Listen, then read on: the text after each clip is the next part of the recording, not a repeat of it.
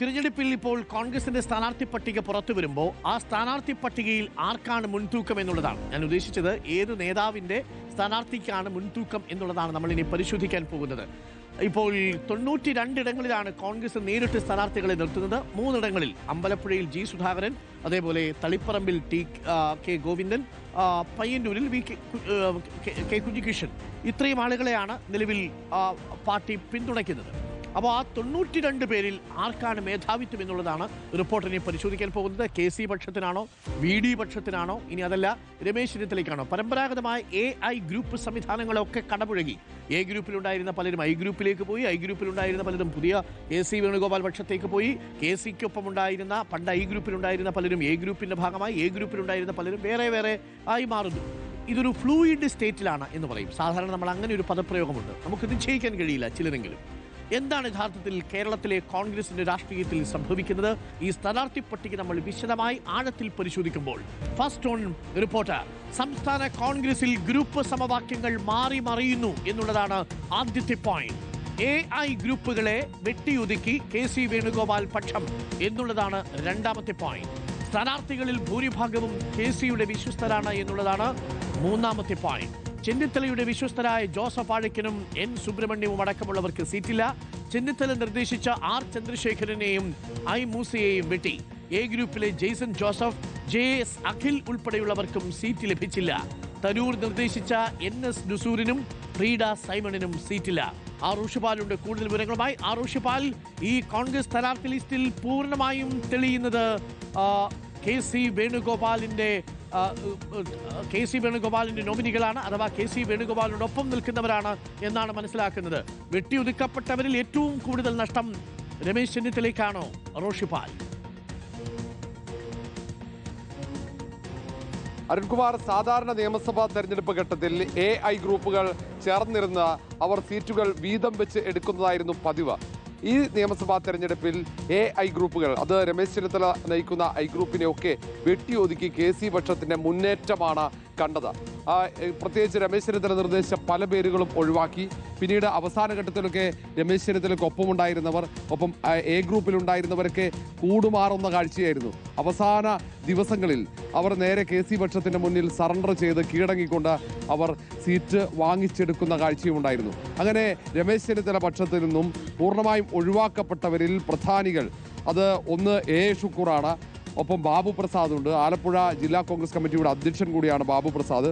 ചടയമംഗലത്ത് R Chandrasekharan, INDUCയുടെ നേതാവ് ചന്ദ്രശേഖരന്റെ പേരാണ് രമേശ് ചെന്നിത്തല നിർദ്ദേശിച്ചത്. നാദാപുരത്തായിരുന്നു I മൂസയുടെ, നേരത്തെ KC വേണുഗോപാൽ KSU സംസ്ഥാന അധ്യക്ഷനായിരിക്കെ ആ കമ്മിറ്റിയുടെ ട്രഷററായിരുന്നു അഡ്വക്കേറ്റ് I മൂസയുടെ പേര് നിർദ്ദേശിച്ചു, കിട്ടിയില്ല.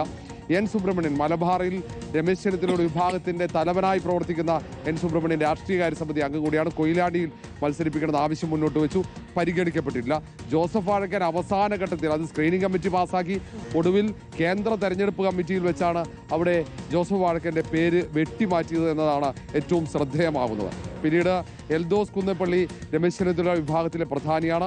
എൽദോസ് കുന്നപ്പള്ളിയെയും ഒഴിവാക്കി.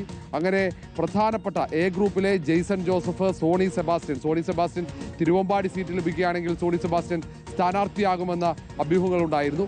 അതേസമയം കഴിഞ്ഞ നിയമസഭാ തെരഞ്ഞെടുപ്പിൽ ഇരിക്കൂരിൽ സോണി സെബാസ്റ്റ്യനെ പരിഗണിച്ചിരുന്നെങ്കിൽ അവസാന ഘട്ടത്തിൽ അന്ന് സജീവ് ജോസഫ്, അതും KC പക്ഷമാണ്, സജീവ് ജോസഫിന് സ്ഥാനാർത്ഥിത്വം നൽകുകയായിരുന്നു.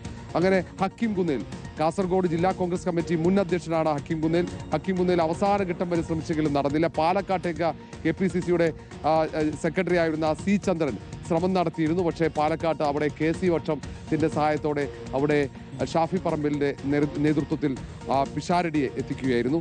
ഒപ്പം റിങ്കു ചെറിയാൻ കഴിഞ്ഞ തവണ റാന്നിയിൽ നേരിയ വോട്ടിനാണ് റിങ്കു ചെറിയാൻ പരാജയപ്പെട്ടത്. കഴിഞ്ഞ 5 വർഷം റാന്നിയിൽ കേന്ദ്രീകരിച്ച് റിങ്കു ചെറിയാൻ പ്രവർത്തിച്ചെങ്കിലും A ഗ്രൂപ്പിലെ റിങ്കു ചെറിയാൻ അവിടെ അവസരം ലഭിച്ചില്ല.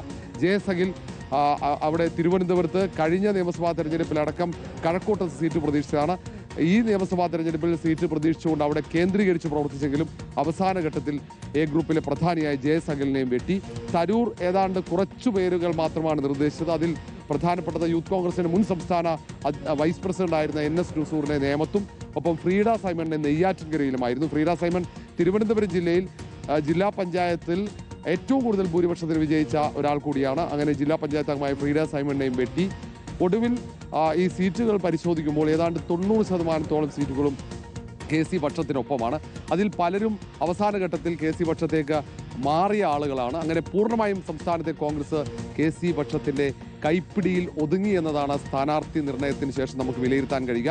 ഇനി എത്രത്തോളം ആളുകൾക്ക് വിജയിക്കാൻ സാധ്യതയുണ്ട് എന്നതാണ് പ്രധാനപ്പെട്ടത്. ഇപ്പോൾ പരിശോധിക്കുമ്പോൾ രമേശ് ചെന്നിത്തലയുടെ വിശ്വസ്തനായ തളിപ്പറമ്പിൽ കഴിഞ്ഞ തവണ മത്സരിച്ച അബ്ദുൾ റഷീദ് ഈ തവണ കണ്ണൂരിൽ പരിഗണിക്കണമെന്ന ആവശ്യമാണ് രമേശ് ചെന്നിത്തല മുന്നോട്ട് വെച്ചത്. കാരണം കണ്ണൂരിൽ വിജയ സാധ്യത കൂടുതലായിരുന്നു. പക്ഷേ നേരെ ധർമ്മടത്തേക്ക് കൊണ്ടുപോയി മത്സരിപ്പിച്ചു. അതേപോലെ തവന്നൂരിൽ PT അജയ് മോഹൻ, രമേശ് ചെന്നിത്തലയുടെ ഏറ്റവും വിശ്വസ്തനാണ്. അജയ് മോഹനെ തവന്നൂരിൽ ഈ തവണ പരിഗണിക്കണമെന്ന് ആവശ്യപ്പെട്ടപ്പോൾ അവിടെ VS ജോയി അവിടെ വരുന്നു. അത് KC പക്ഷത്ത് നിന്നാണ്. പകരം കുന്നംകുളത്തേക്ക്, ഒരു ജില്ലക്കപ്പുറത്തേക്ക് തൃശ്ശൂർ ജില്ലയിലെ കുന്നംകുളത്താണ് PT അജയ് മോഹനെ മത്സരിപ്പിക്കുന്നത്. അങ്ങനെയുള്ള മാറ്റങ്ങൾ ഏതായാലും വ്യത്യസ്തമായ കൗതുകമാണ് കോൺഗ്രസ് രാഷ്ട്രീയത്തിൽ ഈ തവണ. കാരണം AI ഗ്രൂപ്പുകൾ പൂർണ്ണമായും ഇല്ലാതാകുന്നു എന്നതാണ്. ഏതാണ്ട് അവർ പതുക്കെ അലിഞ്ഞില്ലാതാകുന്നതിൻ്റെ സൂചനകളാണിത്. പരമ്പരാഗത ഗ്രൂപ്പുകൾ ഇല്ലാതാകുന്നു, പുതിയ ഗ്രൂപ്പുകൾ രൂപപ്പെടുന്നു. ഇപ്പോൾ അടൂർ പ്രകാശിന് തിരുവനന്തപുരത്ത് മാത്രം 2 സീറ്റുകൾ ലഭിച്ചിട്ടുണ്ട്. അടൂർ പ്രകാശിന്റെ വിശ്വസ്തനായ മീനാങ്കൽ കുമാർ, CPI നിന്ന് അടൂർ പ്രകാശ് മുൻകൈയെടുത്ത് എത്തിച്ചതാണ് മീനാങ്കൽ കുമാർ. 2ാമത്തെ സീറ്റ് ചിറയൻകീഴാണ് രമ്യ ഹരിദാസ്. കോഴിക്കോട്ടുള്ള രമ്യ ഹരിദാസിനെ ചിറയൻകീഴിൽ എത്തിച്ച് മത്സരിപ്പിക്കാൻ അതും കടുത്ത എതിർപ്പും പ്രതിഷേധവുമാവുക അടൂർ പ്രകാശിന് സീറ്റ് അനുവദിച്ചു എന്നതാണ് പ്രത്യേകത.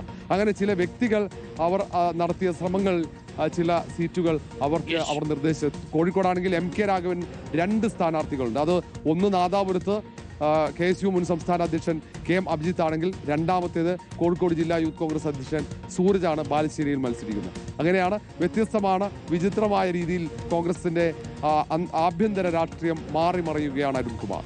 ഓക്കെ, ഇത് വളരെ പ്രധാനപ്പെട്ട കാര്യം കൂടിയാണ്. കേരളത്തിൽ ഇപ്പോൾ AI പരമ്പരാഗത ഗ്രൂപ്പുകൾക്ക് വലിയ പ്രസക്തിയൊന്നുമില്ല എന്നുള്ളതാണ്. ഗ്രൂപ്പുകൾ പലപ്പോഴും പലരും മാറും. അധികാരമുള്ളത് എവിടെയാണോ അവിടേക്ക് സ്വാഭാവികമായിട്ടുള്ളൊരു ഒഴുക്കുണ്ടാവുന്നതാണല്ലോ പ്രകൃതിയുടെ നിയമം.